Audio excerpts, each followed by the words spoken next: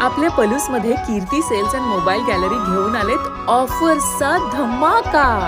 कोणत्याही कंपनीचा मोबाईल खरेदी करा आणि मिळवा आकर्षक गिफ्ट। शिवाय सर्व कंपन्यांचा फायनान्स व कॅशबॅक ऑफर।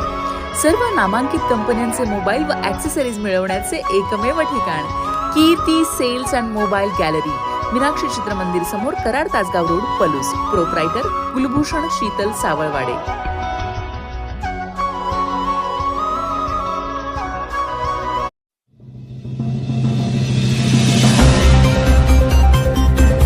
शक्तीपीठ बाबत गांधारीची भूमिका घेतल्यास हातात बंदुका घेऊ, शक्तीपीठ संघर्ष समितीचा इशारा।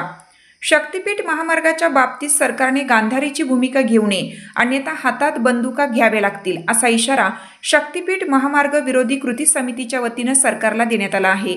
शक्तीपीठ महामार्ग रद्द करण्याच्या मागणीसाठी सांगलीच्या अंकली येथे सर्वपक्षीय रास्ता रोको आंदोलन करण्यात आलं। यावेळी सांगली कोल्हापूर महामार्गावर महिलांसह शेतकऱ्यांनी ठिय्या मारला, ज्यामुळे रत्नागिरी नागपूर आणि सांगली कोल्हापूर महामार्गावरील वाहतूक ठप्प झाली होती। भर पावसात शेतकऱ्यांनी रास्ता रोको आंदोलन करण्यात आलं। या आंदोलनाला खासदार विशाल पाटलांनी देखील सहभाग नोंदवून पाठिंबा दिला। दरम्यान शक्तीपीठ महामार्ग हा सांगली जिल्ह्यातला शेतकऱ्यांना उद्ध्वस्त करणारा असून सरकार जर गांधारीची भूमिका घेत असेल तर शेतकऱ्यांना हातात बंदुका घ्यावे लागतील, याची दखल मुख्यमंत्री देवेंद्र फडणवीस यांनी घ्यावी, असा इशारा यावेळी देण्यात आला आहे। शक्तीपीठ महामार्ग रद्द झालाच पाहिजे या प्रमुख मागणीसाठी आज मंगळवारी रत्नागिरी नागपूर महामार्गावर अंकली या ठिकाणी प्रचंड असा रस्ता रोको करण्यात आला आणि या रस्ता रोकोमुळे रत्नागिरी नागपूर हायवे, कोल्हापूर हायवे हा जाम झाला।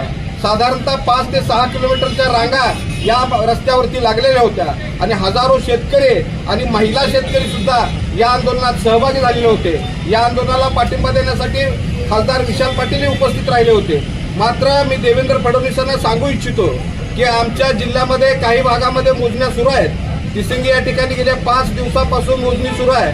शेतकरी प्रचंड विरोध करतायत, गयावया करतायत, शेतकरी रस्त्यावर आलेले आहेत, आया बहिणी रस्त्यावर आलेले आहेत, लहान मुलं रस्त्यावर आलेले आहेत आणि शेतकऱ्यांचा उद्ध्वस्त होत असताना संघर्ष सुरू आहे। आणि हा संघर्ष सुरू असताना सुद्धा जर गांधारीची भूमिका देवेंद्र फडणवीस घेणार असतील तर यापुढच्या काळामध्ये हा शेतकरी आज सनदशीर मार्गाने आंदोलन करत असेल तर यापुढच्या काळात हातात बंदुका घ्यायला तो कमी जास्त करणार नाही आणि त्याची किंमत या सरकारला मोजावी लागेल। आतापर्यंत आम्ही शांततेच्या मार्गाने हे आंदोलन सनदशीर मार्गाने, कायदेशीर मार्गाने लढतोय, पण आमच्या जमिनीत पिढ्या जपलेल्या जीवापाड काळ्या मातीवरती आम्ही प्रेम करतो।